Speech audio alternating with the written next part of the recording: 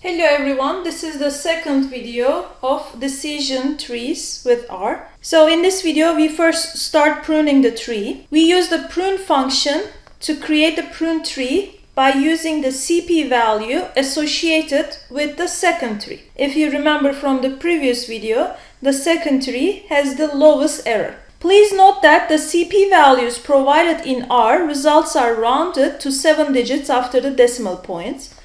To ensure that we do not use a CP value that is less than the actual CP value, we use a CP value that is slightly larger than the CP value displayed in the table, but lower than the CP value for the next smaller tree. In this case, we have a CP value of 0.219780 for the second tree, and now we are going to use 0.0219781 instead of the 0.0219780. And we display the pruned tree using the PRP function. So first, in order to prune the tree, first let's give a name to our tree, which is pruned underscore tree, and that's equal to prune function. And we are going to prune the full tree, and the CP value is equal to 0.0219781, and then control enter. Then we will use PRP function to visualize pruned tree, and then we use type 1 and extra is equal to 1 as I explained before, under is equal to true, and then control enter.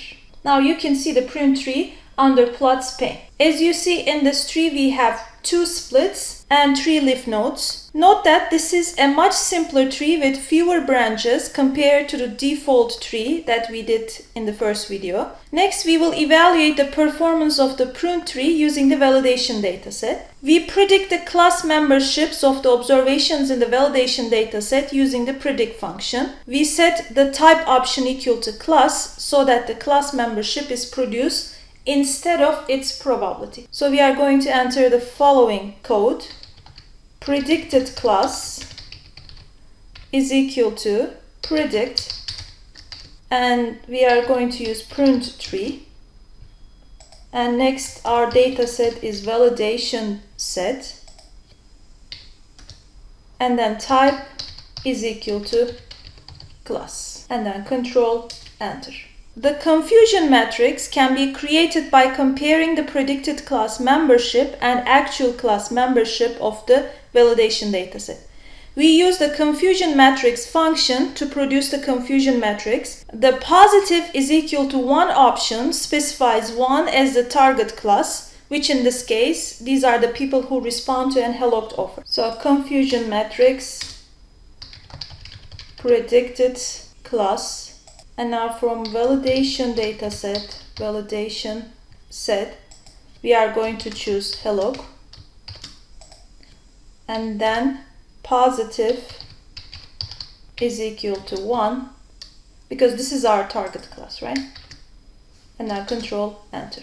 You can see the confusion matrix and the relevant performance measures under console pane. The model has an overall accuracy rate of 76%.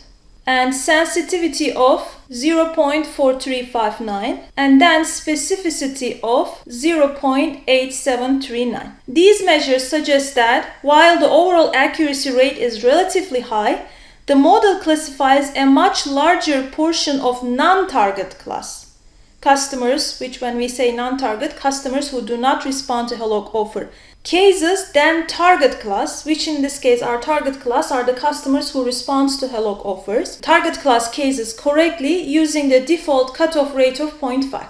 So we are classifying more non-target than target class cases. So this is a problem. As I said before, these performance measures are highly sensitive to the cutoff value. In this example, the default cutoff value of 0.5 is much higher than the proportion of target class cases in the data, which is 0.26. So the target class cases has a proportion of 26% in the data, but we are using a cutoff value of 0.5, which is very high. By lowering the cutoff value to be close to the actual class distribution, we will be able to classify more cases into the target class and improve the sensitivity measure.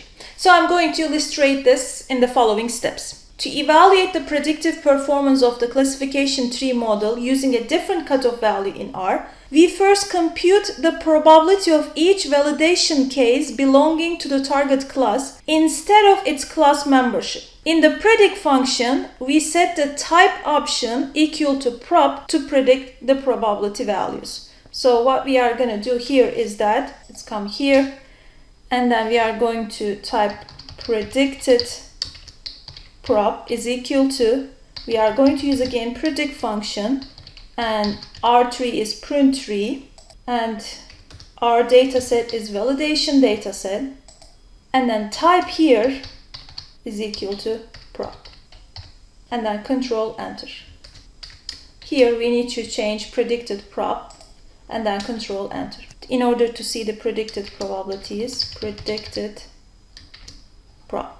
So you can see the table that shows the probabilities associated with the first few cases under console pane. The first column lists the probabilities of the cases belonging to class 0, while the second column lists the probabilities of the cases belonging to class 1. So we are going to use a new cutoff value and construct a confusion matrix. This time I'm going to use 0.20 as my new cutoff value. So to construct a confusion matrix using this new cutoff value of 0.20, we use the if-else function to determine the class membership. We use the as.factor function to convert the class membership to factor, which is the same data type as the target variable, which in this case our target variable is hello. So we type here confusion matrix, and then in the parentheses as.factor, open the parentheses, if-else, open the parentheses, predicted probability, which in this case not all of them, the second column, is greater than 0.20, then it's going to be 1, otherwise predicted value is going to be 0. And then we close the two parentheses and then comma, and we need to determine validation set, and we choose hello here, and next the positive is going to be 1, as I explained before.